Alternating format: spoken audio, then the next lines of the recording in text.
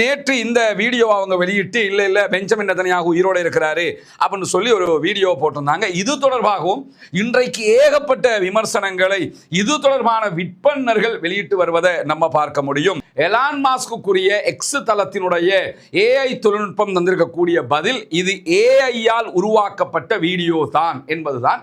எனவே இது நிஜமானதா ஏஐ வீடியோவா என்கிற சர்ச்சை இன்னும் உச்சம் தொட்டிருக்கிறது. யுத்தத்திற்கு அமெரிக்க நட்பு நாடுகள் உதவாவிட்டால் நேட்டோ மிக மோசமான எதிர்காலத்தை சந்திக்கும் என்று சொல்லி மிரட்டல் விடுத்திருக்கிறார் அமெரிக்க அதிபர் டொனால்ட் ட்ரம்ப் என்கிற செய்திகள் இன்றைக்கு வெளியாகி இருக்கிறது. முடிவாக அரபு நாடுகள்கிட்டையும் போய் நீங்க எல்லாரும் எங்களோட சேர்ந்து ஈரானை தாக்குறதுக்கு வரணுங்கிறாங்க. அவங்க ஜென்மத்தில் போக மாட்டாங்க. அதுக்கு ஒரு காரணம், அவங்கள்ட்ட தாக்குற அளவுக்கு ஆயுதம் கிடையாது. அடிச்சா திருப்பி அடிப்பாங்கிறது தெரியும். நாம் அத்தனை நாடுகளுமே ஒன்றாக சேர்ந்துட்டோம்னா நம்மளை பாதுகாக்கிறதுக்கு எவனும் வர தேவையில்லை, நம்ம நாடுகளை நம்மளே பாதுகாத்துக்கலாம். அருமையாக சொல்லியிருக்கிறார். வாங்க அத்தனை பேர் ஒன்றிணைவே. ஏன் அமெரிக்காவை நம்பிக்கிட்டு இருக்கிறீங்க? நம்ம ஒன்றிணைஞ்சா எதுக்கு அமெரிக்கா அப்படின்னு சொல்லி நம்ம தான் உலகத்தில் எல்லா பலமும் கையில் வச்சுக்கிட்டு இருக்கோம், வளமும் கையில் வச்சுக்கிட்டு இருக்கிறோம் சொல்லி அற்புதமாக சொல்லியிருக்கிறார் Ali Larijani. Subscribe now and press the bell icon.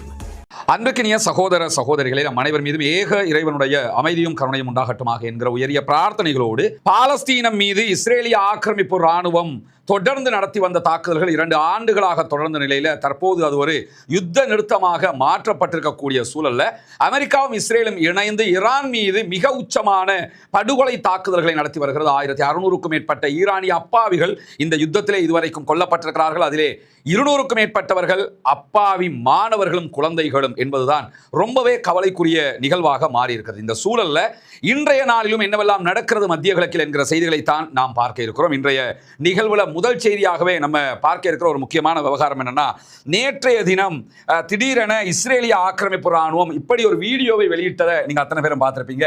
இஸ்ரேலிய பிரதமர் பெஞ்சமின் நெதன்யாகு ஒரு காஃபி ஷாப்ல வந்து காஃபி குடிக்கிறாரு. குடிச்சுக்கிட்டு என் கையில 5 விரல் இருக்குது, இந்த கையிலையும் 5 விரல் இருக்குது பாருங்க, நான் உயிரோட தான் இருக்கிறேங்கிற விதமாக அவர் பேசிய ஹீப்ரு மொழி எழுத்துக்களோடு வெளியிடப்பட்ட ஒரு வீடியோ நேற்று முழுவதும் பரபரப்பாக பேசப்பட்டு கொண்டிருந்தது. பெஞ்சமின் நெதன்யாகு உயிரோடு இல்லை, பெஞ்சமின் நெதன்யாகு கொல்லப்பட்டிருக்கிறார். அவர் தொடர்பாக வெளியான அந்த வீடியோக்கள்ல 5 விரல்களுக்கு பதிலாக 6 விரல்கள் இருக்கிறது. எனவே பெஞ்சமின் உயிரோடு இருப்பதாக காட்டப்படுகிற வீடியோக்கள் எல்லாம் ஏஐ தொழில்நுட்பத்தை கொண்டது என்பதுதான் இணையவாசிகளுடைய, குறிப்பாக இந்த இணையம் தொடர்பான டீப்பாக ஆய்வு செய்யக்கூடியவர்களுடைய வாதமாகவே இருந்து வந்த நிலையில தான் நேற்று இந்த வீடியோ அவங்க வெளியிட்டு இல்ல பெஞ்சமின் நெதன்யாகு உயிரோடு இருக்கிறாரு அப்படின்னு சொல்லி ஒரு வீடியோ போட்டிருந்தாங்க. இது தொடர்பாகவும் இன்றைக்கு ஏகப்பட்ட விமர்சனங்களை இது தொடர்பான விற்பனர்கள் வெளியிட்டு வருவதை நம்ம பார்க்க முடியும். இந்த இடத்துல இருக்கக்கூடிய பெரிய சந்தேகமே என்னன்னு கேட்டா, பெஞ்சமின் நெதன்யாகு உயிரோடு இருந்தால் இப்படி வந்து காஃபி குடிச்சுக்கிட்டு வீடியோ போட வேண்டியது கிடையாது. அதை விட அவர் செஞ்சிருக்க வேண்டிய விஷயமே என்னன்னா, செக்யூரிட்டி கவுன்சில் மீட்டிங்ல அவர் பங்கெடுத்திருக்க வேண்டியது. ஒரு பிரதமராக செக்யூரிட்டி கவுன்சில் மீட்டிங்ல பங்கெடுக்காதவர் காஃபி ஷாப்ல வந்து நிக்கிற மாதிரியான வீடியோ வெளியாகி இருக்கிறது. இப்ப இதை வச்சு செஞ்சுக்கிட்டு இருக்காங்க. நிறைய விமர்சனங்கள் தொடர்பாக வெளியாகி கொண்டிருக்கிறது.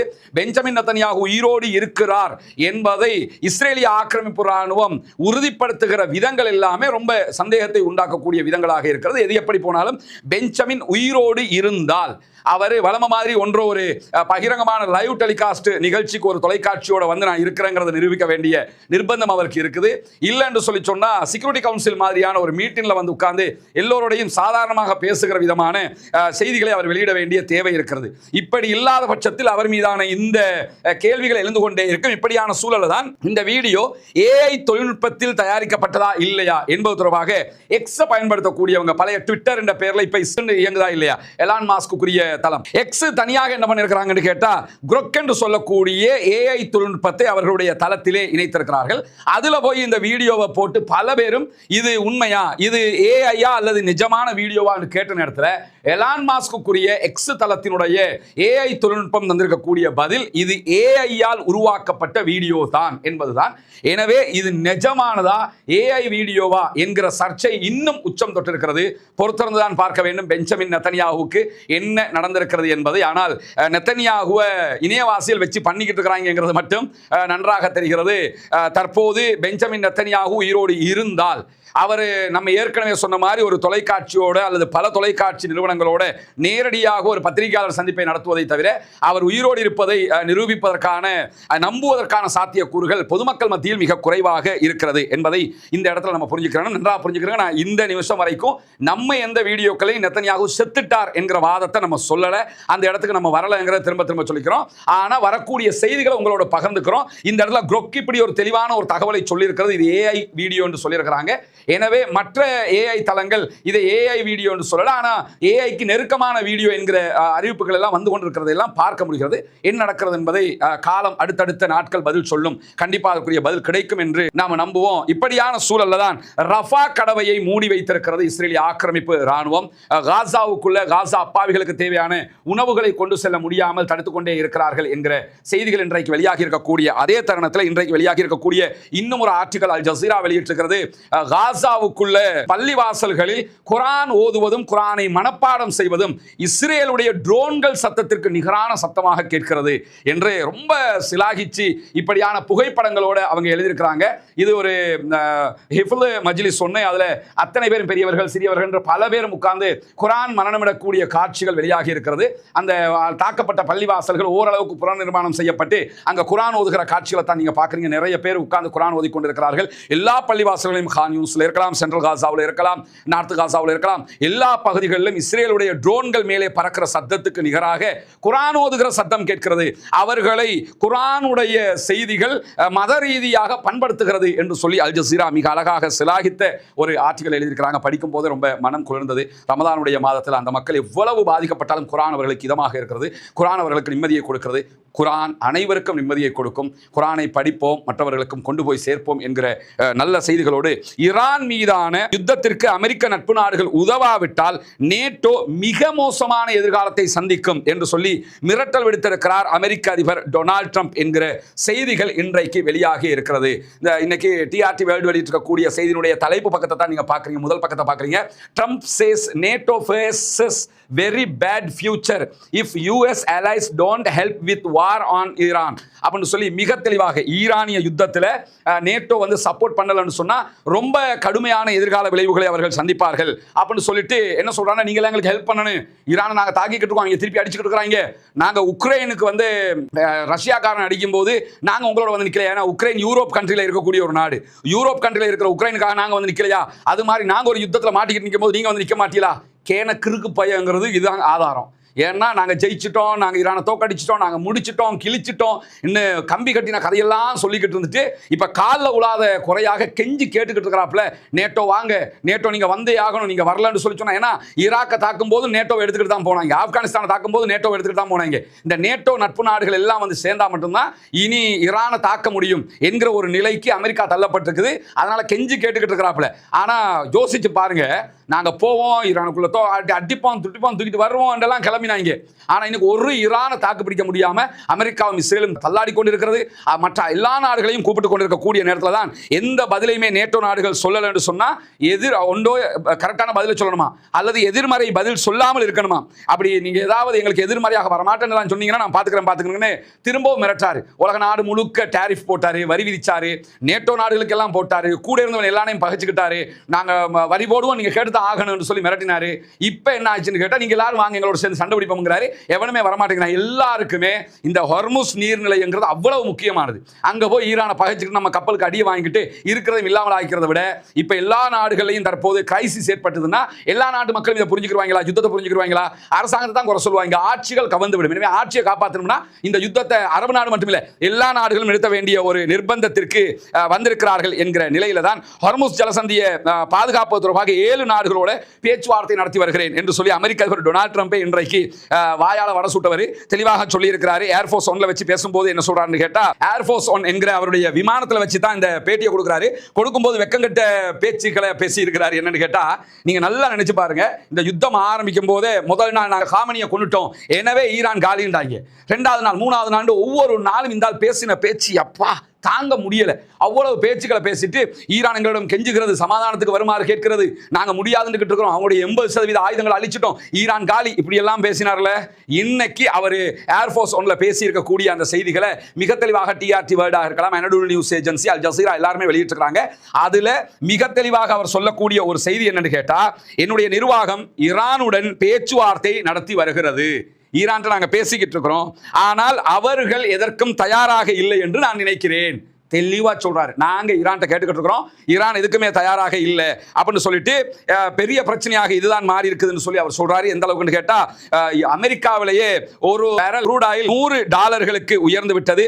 அமெரிக்காவுடைய சில பகுதிகளில் $106 உயர்ந்து இருக்கிறது. அதனாலதான் தலைவனுக்கு வந்து தாங்க முடியாம கெஞ்சி கூத்தாடி காலையாவது விழுந்துக்கிறோம் என்கிற நிலைக்கு வந்திருக்கிறார் என்கிற செய்திகளுக்கு மத்தியில தான் ஹார்முஸ் ஜலசந்தியை திறந்து வைத்திருப்பதற்காக அரபு நாடுகளும் எங்களுக்கு சப்போர்ட் பண்ணுங்கன்னு சொல்லி இப்ப அரபு நாடுகள்கிட்டையும் கெஞ்ச ஆரம்பிச்சிருக்கிறாப்புல அமெரிக்க அதிபர் டொனால்ட் ட்ரம்ப். நேட்டோட்ட கெஞ்சிராரு, எல்லா நாடுகள்கிட்டையும் கெஞ்சிராரு, ஈரான்ட்ட போய் நிறுத்திக்கிறோம்டா, நாங்க ஜெயிச்சேன்னு நீங்க ஒத்துக்கிறங்கடா அப்படிங்கிறாரு. முடிவாக அரபு நாடுகள்கிட்டையும் போய் நீங்க எல்லாரும் எங்களோட சேர்ந்து ஈரானை தாக்குறதுக்கு வரணுங்கிறாங்க.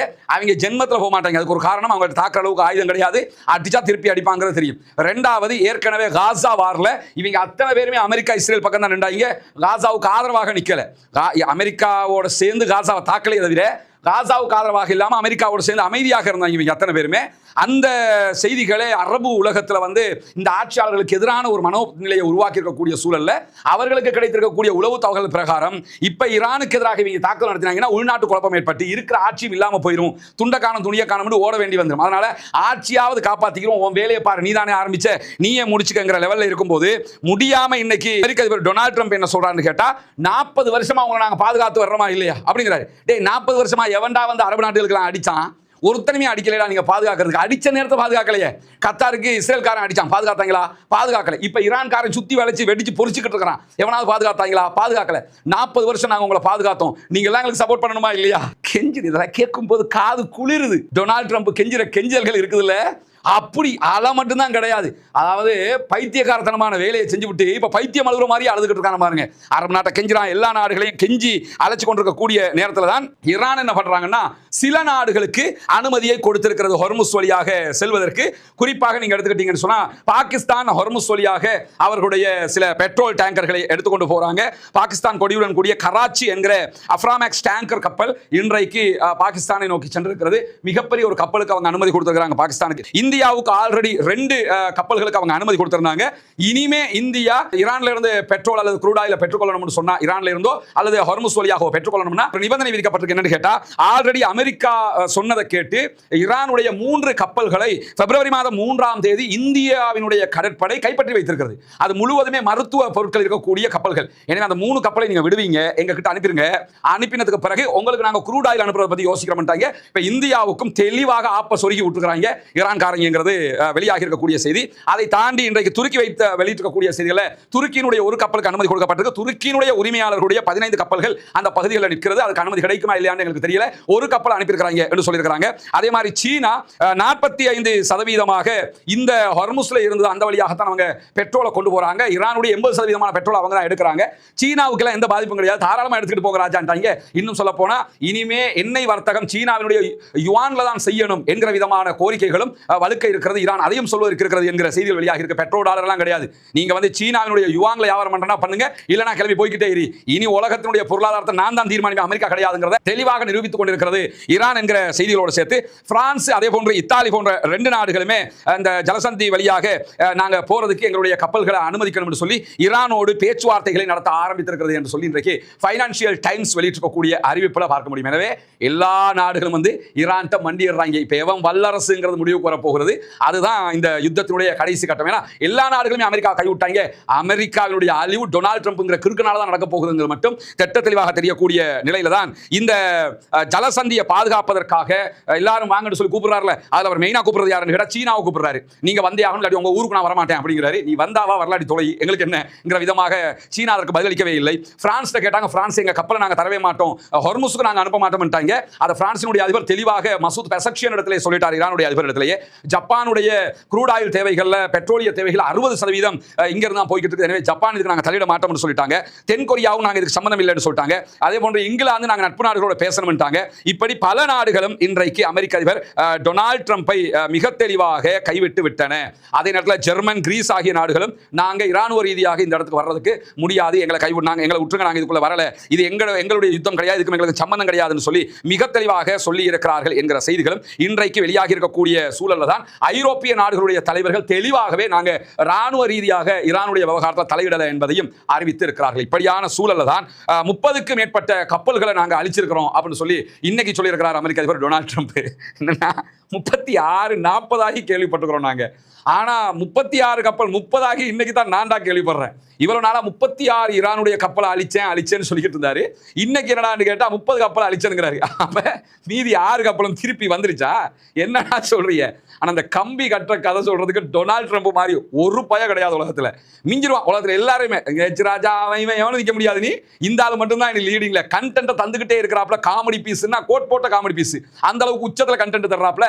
நமக்கு தெரிந்து ஈரானுடைய 2 கப்பல்கள் மட்டும்தான் அழிக்கப்பட்டிருக்கிற. ஒன்று இலங்கையினுடைய கடலில், இந்திய பெருங்கடல்ல அமெரிக்காவுடைய மெரின்ல இருந்து தாக்கப்பட்டு அழிக்கப்பட்ட அந்த கப்பல். அதுல 80க்கும் மேற்பட்ட ஈரானிய சகோதரர்கள், மாலுமிகள் கொல்லப்பட்டார்கள். அந்த செய்தியெல்லாம் நமக்கு தெரியும். அதே மாதிரி ஈரானுடைய ஒரு மருத்துவ கப்பலை அழிச்சிருந்தாங்க அமெரிக்கா. இதை தவிர்த்து வேற எந்த கப்பலையுமே அழிக்கல. இவர் சொல்லக்கூடியது ஒண்ணு நமக்கு புரியுது. என்னன்னு கேட்டா, இந்த 30க்கும் மேற்பட்ட கன்னி வெடிகளை அமைக்கும் கப்பல்கள் என்கிற ஒரு வார்த்தையை பயன்படுத்துறாரு. கன்னி வெடி அமைக்கிறது கப்பல் கிடையாது, சாதாரண போட்ல அவங்க. அந்த போட் நம்ம ஏற்கனவே சொன்னோம், இந்த ஆளு போட்டை தான் கப்பல் அப்படின்னு சொல்லி அந்த மாதிரி ஒரு கேஸா தான் இருக்குது. ஆனா அதுல கூட 36 எப்படி 30 ஆக முடியும்? திருப்பி 6 திரும்ப வந்துருச்சாங்கிற மாதிரி ஒரு கேள்வி இருக்கிறது. அதற்கு மத்தியில தான் இன்றைக்கு ஈரானுடைய சுப்ரீம் செக்யூரிட்டி கவுன்சிலுடைய தலைவர் அலி லாரிஜானி ஒரு அறிவிப்பை விடுத்திருக்கிறார். அரபு நாடுகளுக்கு அந்த அறிவிப்பு விடுக்கப்பட்டிருக்கிறது. அவர் மிக தெளிவாக என்ன சொல்றாருன்னு கேட்டா, ஈரான் அதாவது எங்களுடைய நாடு இந்த யுத்தத்திலிருந்து ஒருபோதும் பின்வாங்காது என்பதை மீண்டும் வலியுறுத்துகிறேன். யுத்தம் தான் 2 லோடு பார்ப்போம். ஒன்னு இஸ்ரேலும் அமெரிக்காவும், இல்லனா நாங்க தொடர்ந்து இந்த பேச்சுவார்த்தை, இந்த பூச்சாண்டி வேலை காட்ட முடியாது அப்படின்னு சொல்லிட்டு முஸ்லிம்கள் ஒன்றாக நிற்க வேண்டிய தருணம் இதுவாக இருக்கிறது அப்படின்னு சொல்லி அலி லாரிஜானி சொல்றாரு. ஷியா சன்னி எல்லாம் ஓரம் வச்சிருங்க, நம்ம அத்தனை பேரும் ஒன்றா இருக்கணும், நம்ம அத்தனை பேரும் ஒன்றா இருந்தோம்னா நம்மளை வெல்றதுக்கு யாரும் இருக்க முடியாது, நம்ம இணைஞ்சிருக்க வேண்டிய நேரம் இதுன்னு சொல்லி அரபு நாட்டு தலைவர்களுக்கு சொல்லுகிறார் அலி லாரிஜானி. அதை தொடர்ந்து பேசும்போது அலி லாரிஜானி என்ன சொல்றான்னு கேட்டா, சில நாடுகளை தவிர இஸ்லாமிய நாடுகள் ஈரானை இந்த யுத்தத்தில் ஆதரிக்க தவறி இருக்கிறது. எங்களுக்கு எதிராக நீங்க இருக்கிறீங்கன்னு சொல்லல, எங்களை ஆதரிக்காம இருக்கிறீங்க சொல்றவர் என்ன சொல்றாருன்னு கேட்டா, சில இஸ்லாமிய நாடுகளுடைய அரசாங்க நிலைப்பாடு எப்படி இருக்குன்னு கேட்டா, முகமது நபியினுடைய போதனைக்கு மாற்றமாக இருக்கிறது அப்படின்னு சொல்லி அவரோட கருத்தை சொல்றாரு. ஒரு முஸ்லிம் பாதிக்கப்படுகிற நேரத்தில் அவன் உதவிக்கு கேட்டா நம்ம முஸ்லிம்களாக போய் நிக்கணுமா இல்லையா? ஆனா நீங்க ஈரானுக்காக வந்து நிக்கல, அமெரிக்காவுடைய பக்கம் நிக்கிறீங்க என்கிறதையும் சொல்லுகிறவர் என்ன சொல்றாருன்னு கேட்டா, நீங்க எந்த பக்கம் நிக்கிறீங்கிறத நீங்களே முடிவெடுத்துக்கிறீங்க. ஈரான் எந்த ஒரு அண்டை நாடுகள் மீதும் ஆதிக்கம் செலுத்துவதற்கு நாங்க விரும்பல. இஸ்லாமிய நாடுகளுடைய தேசத்தினுடைய ஒற்றுமை முழு பலத்தோடு நிரூபிக்க வேண்டும் என்பதுதான் எங்களுடைய ஆசையாக இருக்கிறது. நாம் அத்தனை நாடுகளுமே ஒன்றாக சேர்ந்துட்டோம்னா நம்மளை பாதுகாக்கிறதுக்கு எவனும் வர தேவையில்லை, நம்ம நாடுகளை நம்மளே பாதுகாத்துக்கலாம். அருமையாக சொல்லியிருக்கிறார். வாங்க அத்தனை பேர் ஒன்றிணைவையும் அமெரிக்கா நம்பிக்கிட்டு இருக்கிறீங்க, நம்ம ஒன்றிணைஞ்சா எதுக்கு அமெரிக்கா அப்படின்னு நம்ம தான் உலகத்தில் எல்லா பலமும் கையில் வச்சுக்கிறோம் சொல்லி அற்புதமாக சொல்லியிருக்கிறார் அலி லாரிஜானி.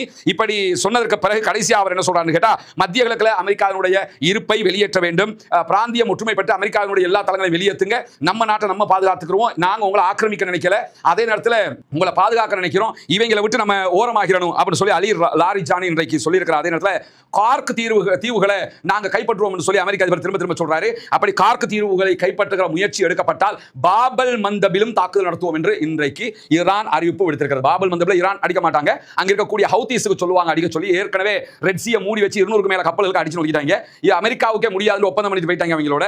சவுதி அரேபியா 2015 ஒப்பந்தம் பண்ணிட்டு போயிட்டாங்க. அப்படி இருக்கும்போது நாங்கள் தெளிவாக பாபல் மந்தபை மூடுவோம் என்கிற அறிவிப்பை இன்றைக்கு விடுத்திருக்கிறது ஈரான். எனவே கார்க் தீவுகளில் கை வைக்கிற வேலையை நீங்க வச்சுக்கிற கூடாது என்று சொல்லி ஈரான் சொல்லி இருக்கக்கூடிய காட்சியில பார்க்கிற அதே நேரத்தில் ஈரானுடைய ஏவுகணை பலத்தை எல்லாம் நாங்க அழிச்சிட்டோம், இல்லாமலாக்கிட்டோம், அவங்க எந்த பலமும் கிடையாது, இப்ப எல்லாம் டம்மி ஆயிட்டாங்கன்னு சொல்லி வாய்க்கு வந்ததை எல்லாம் பேசிக்கிட்டு தெரிஞ்ச அமெரிக்க அதிபர் டொனால்ட் ட்ரம்புக்கு இன்றைக்கு சிம்ம சொப்பனமாக இஸ்ரேலிய ராணுவத்தினுடைய தென் பிராந்திய கட்டளை தலைமையகத்தின் மீதும் அதே போன்ற ரஃபேல் ஆயுத நிறுவனத்தின் மீதும் ஈரான் துல்லியமான தாக்குதல்களை நடத்தியிருக்கிறார். ரஃபேல் என்று கம்பெனியோட பேர் கேள்விப்படும். இந்த ரஃபேல் ஆயுதம் தயாரிப்பது மிக மும்முரமானது, விமானங்களை தயாரிப்பதில் மும்முரமான ஒரு நிறுவனம், இஸ்ரேலுக்கு சொந்தமான நிறுவனம். இஸ்ரேலுடைய ரஃபேல் விமான தயாரிப்பு நிறுவனம், ஆயுத தயாரிப்பு நிறுவனத்தின் மீது உச்சமாக தாக்குதல் நடத்தப்பட்டிருக்கிறது. தென் பிராந்திய கட்டளை தலைமையகத்தின் மீது தாக்குதல்கள் நடத்தப்பட்டிருக்கிறது. இந்த தாக்குதல் 56வது வேவ் அலையை தாக்குதல் என்று அறிவிக்கப்பட்டிருக்கக்கூடிய நிலையில தான் இஸ்ரேலுடைய பாதுகாப்பு உட்கட்டமைப்பு அதே போன்ற ஆயுத கிடங்குகள் தொடர்ந்து இலக்கு வைக்கப்படுகிறது.